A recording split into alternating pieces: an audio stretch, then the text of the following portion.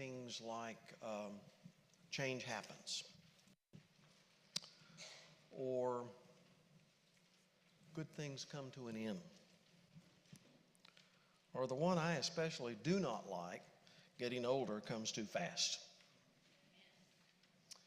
And of course, we're all familiar with Ben Franklin's two certainties. We've heard them for years. The only thing certain in life is death and taxes. Did you know that Jesus listed two certainties in life? He did in John chapter 11. After his good friend Lazarus died, Jesus showed up on the scene with his disciples. And he had a conversation with Lazarus' two sisters. First was Mary and then Martha.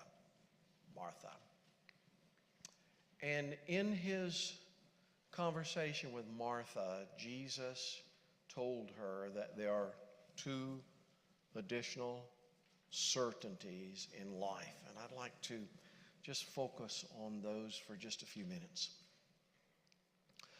I've always heard that there's no such thing as a bad short sermon, so you're probably going to have a short one here today. So start thinking about where you want to have lunch, okay? The first certainty that Jesus shared with Martha is in verse 25. It says, Jesus said to her, I am the resurrection and the life. I am the resurrection and the life. What did he mean by that? Well, I think we can make two or three implications from what Jesus said.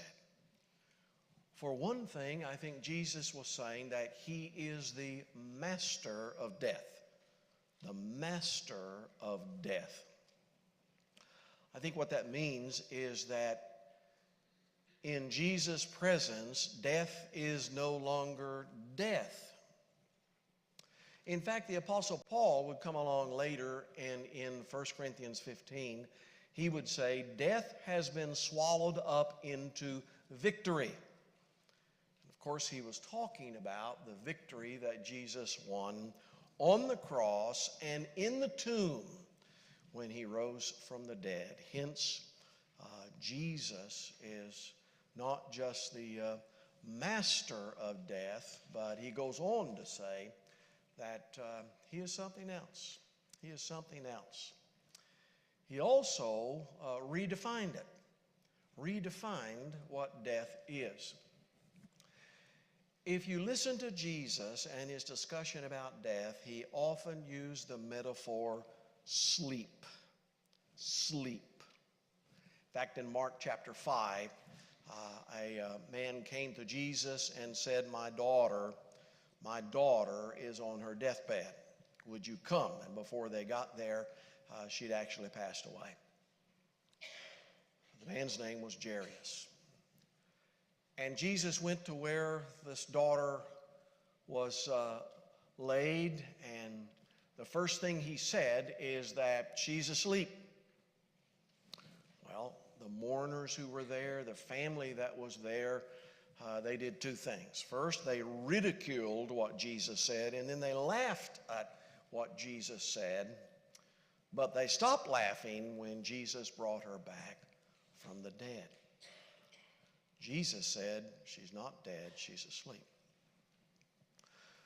When Jesus heard that Lazarus was dead, he was some distance away, and he told his disciples that he was only asleep.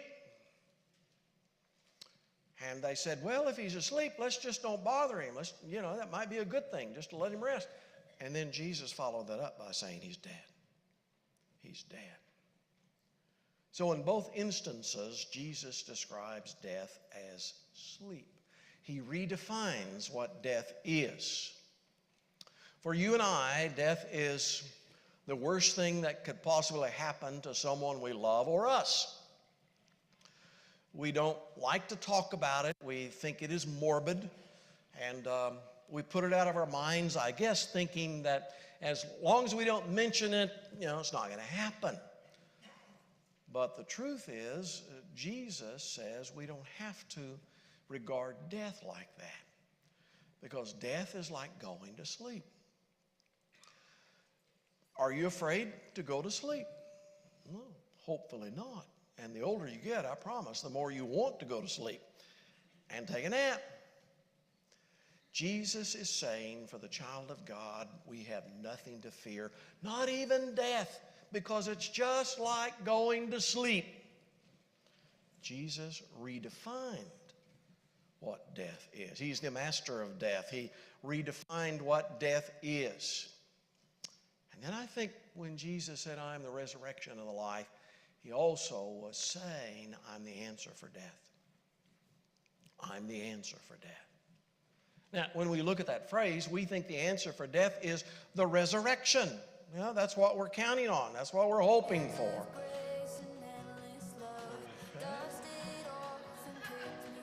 All right. Well, at least they didn't turn me off. Now I've got to start all over. I'm sorry. It's not going to be a short sermon.